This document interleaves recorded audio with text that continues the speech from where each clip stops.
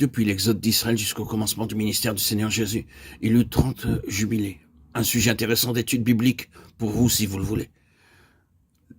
Voici le 30e jubilé qui commence. Donc, quand le Seigneur Jésus fit la déclaration, dans les termes de l'Écriture, proclamer aux captifs la délivrance, aux aveugles le recouvrement de la vue, renvoyer libres les opprimés, il savait ce qu'il voulait dire. Il annonçait qu'il était venu pour introduire le plus grand de tous les jubilés.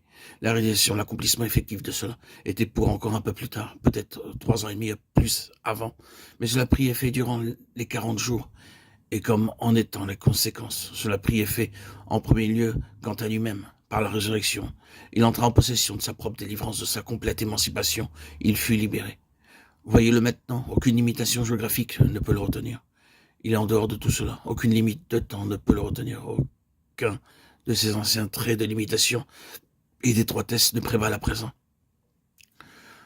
Le temps n'importe pas, ni la distance. Il est hors de ces choses-là. Le jour de sa résurrection, il marche avec 2 disciples jusqu'à Emmaüs, rompit le pain avec eux et disparut.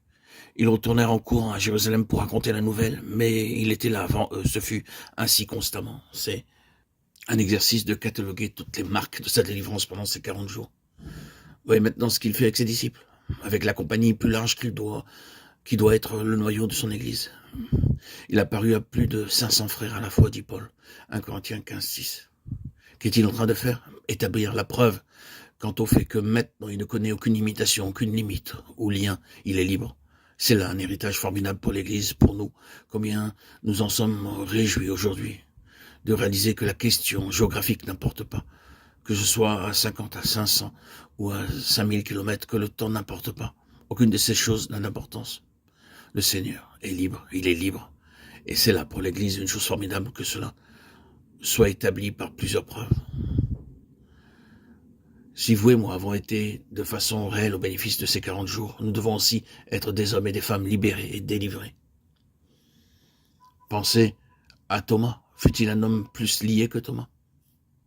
Il était lié par lui-même, et par son propre tempérament. Il avait, vous le savez, ce genre de tempérament qui ne croit à rien, à moins d'avoir une preuve absolue. Un tempérament qui ne sait jamais accepter la parole de quelqu'un d'autre comme tel, mais pour lequel tout doit être prouvé, démontré. Quel homme malheureux il était. Si je ne vois, je ne croirai point. Jean 20, 25. Cela l'enfermait dans une étroite prison de sa propre âme. Ni l'évangile, ni une bonne nouvelle, ni pour quelqu'un de ce genre, parce qu'il n'en voulait pas. Même la meilleure manière que vous lui annoncez, que vous pouvez lui apporter la bonne nouvelle, il n'en voulait pas. Il ne peut simplement pas y croire. Oui, mais après tout, c'est seulement ce que vous dites. Voilà leur réaction. Vous dites cela, vous croyez cela, je n'ai aucune preuve qu'il en soit ainsi. Le pauvre Thomas est représentatif de toute une classe de gens dominés par leur tempérament.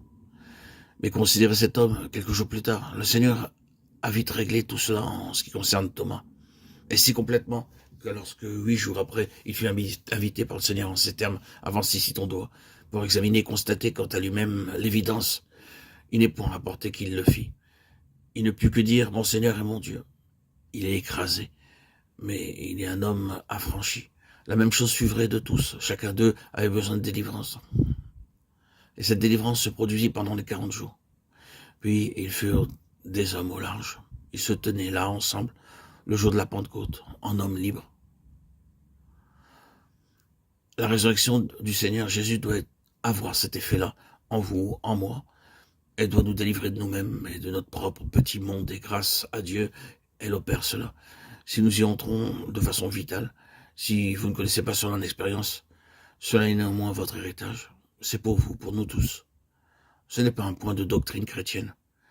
C'est une puissance actuelle pour chaque vie offerte à notre foi, afin qu'elle s'en saisisse pour notre délivrance à l'égard de nous-mêmes.